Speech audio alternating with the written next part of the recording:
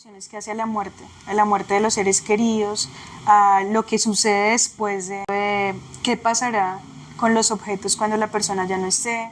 José Asunción Silva, su hermana Elvira, sus temas recurrentes en su poesía, el grupo Lira Nueva.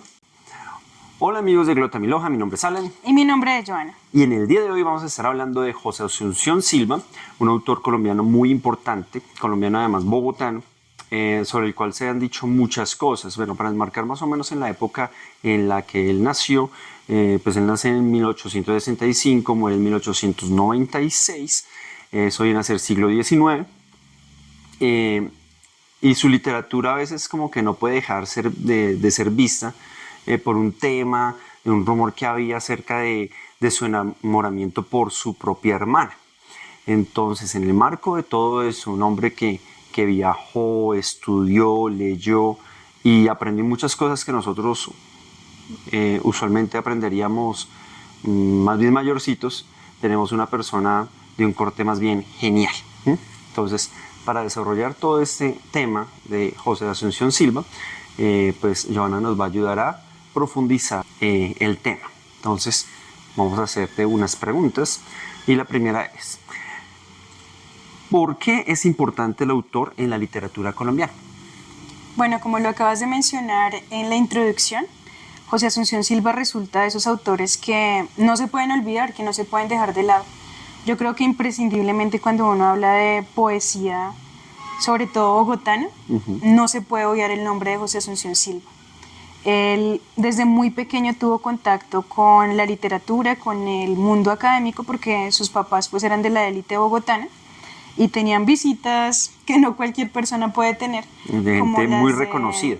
Como las visitas de Rafael Pombo, como las visitas de los hermanos Caro y Cuervo, bastante conocidos por su aporte también intelectual a nuestra sociedad. Parece que él desde muy temprana edad, desde los 3 años se dice, sabía leer, sabía escribir, sabía pintar. Era un niño prodigio, por decirlo de alguna manera, y también desde muy pequeño tuvo acceso a literatura, por ejemplo, de Edgar Allan Poe. Muy pequeño leyó El Cuervo. Parece que toda esa influencia que recibió, tanto de las visitas que les acabo de contar como de los textos a los que tuvo acceso, pues marcarían su rumbo de escritor, de poeta. De pronto no era lo que su familia quería porque su papá era comerciante y ellos se dedicaban a vender productos muy pomposos para la élite del momento. Productos suntuosos. Suntuosos, pero pues él no se fue por ese lado.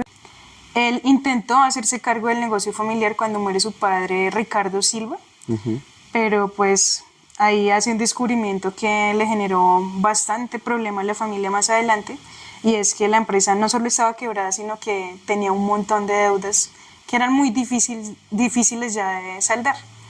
Entonces siempre estuvo ahí más bien merodeando por el lado de la cuestión literaria, tuvo un par de viajes a Francia. Parece que de los autores que estaban imperantes en ese momento también bebió bastante inspiración para escribir sus textos.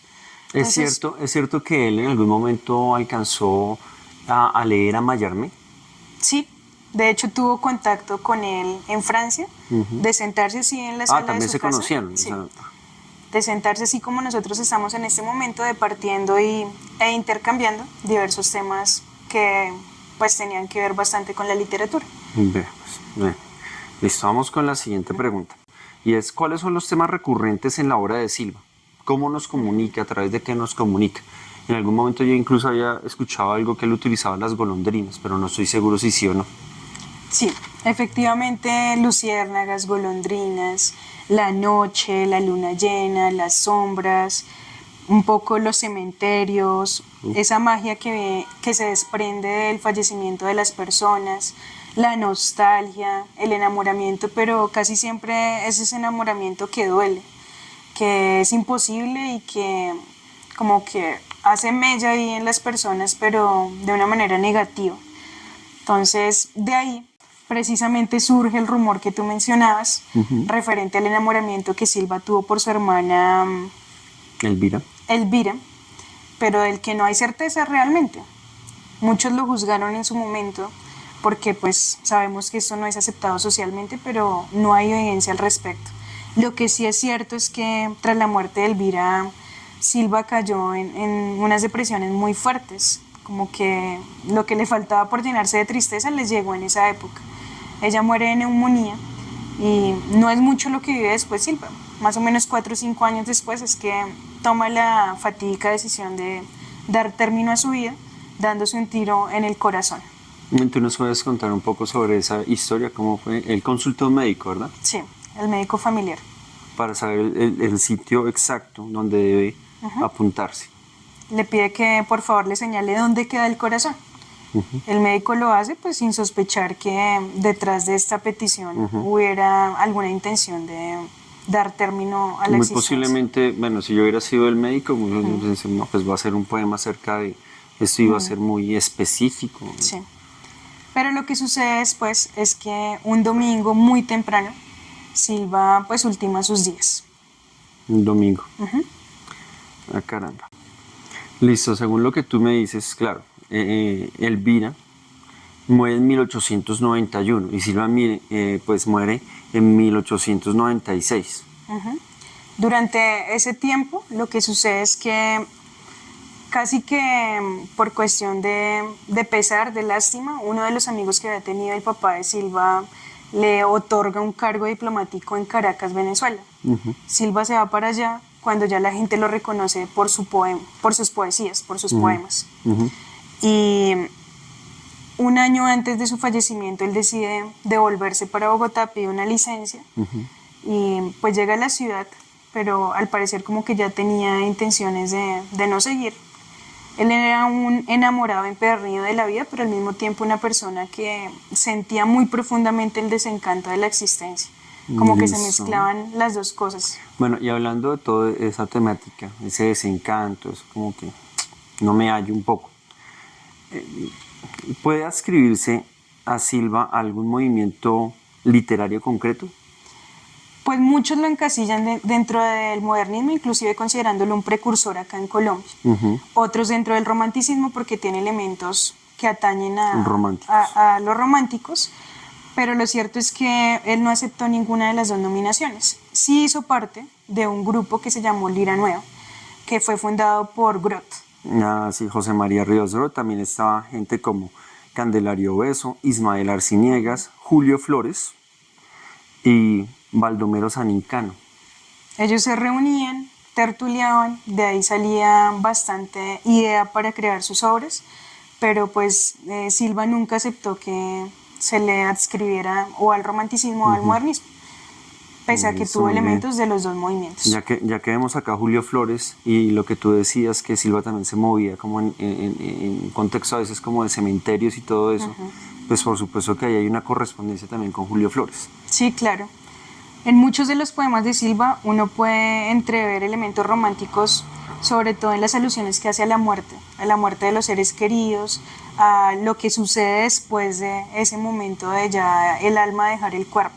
Entonces habla, por ejemplo, de qué pasará con los objetos cuando la persona ya no esté, habla de cómo se extraña a los difuntos cuando se tiene que empezar a vivir sin ellos, como hacerse a la idea de que esas personas que en algún momento tú quisiste mucho ya no van a estar en este plano terrenal. Sí, me dejas pensando con ese tema de qué pasará con los objetos cuando uno ya no esté acá.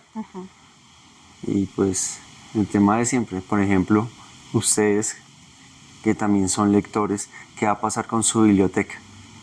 ¿Dónde va a terminar eso? Los herederos, si hay herederos, aclaramos, si hay herederos, lo van a donar a un colegio, una universidad, se los van a quedar, que todo eso pasa, ¿no? Sí. Y eso se nota muy fácilmente cuando, por ejemplo, uno va a comprar libros de segunda mano.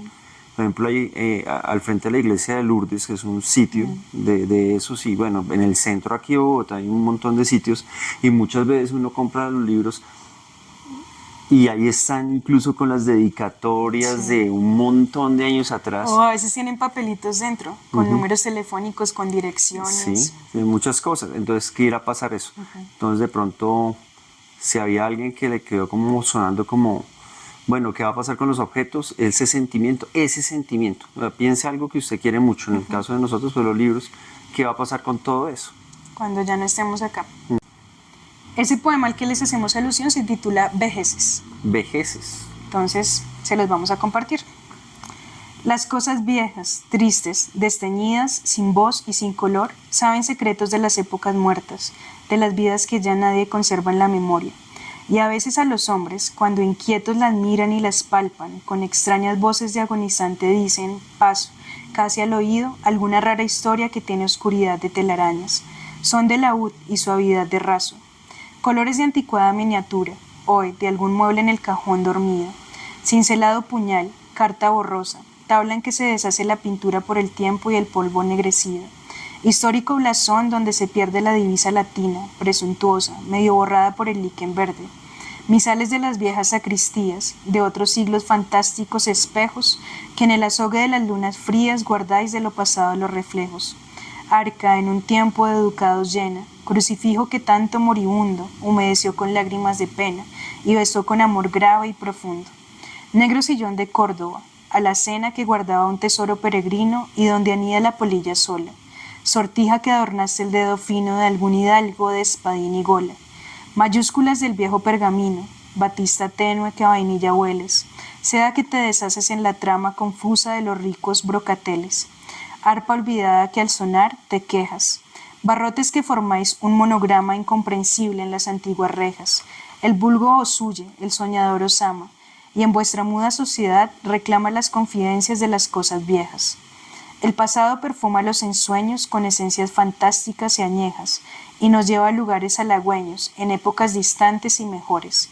Por eso a los poetas soñadores les son dulces, gratísimas y caras las crónicas, historias y consejas, las formas, los estilos, los colores, las sugestiones místicas y raras, y los perfumes de las cosas viejas.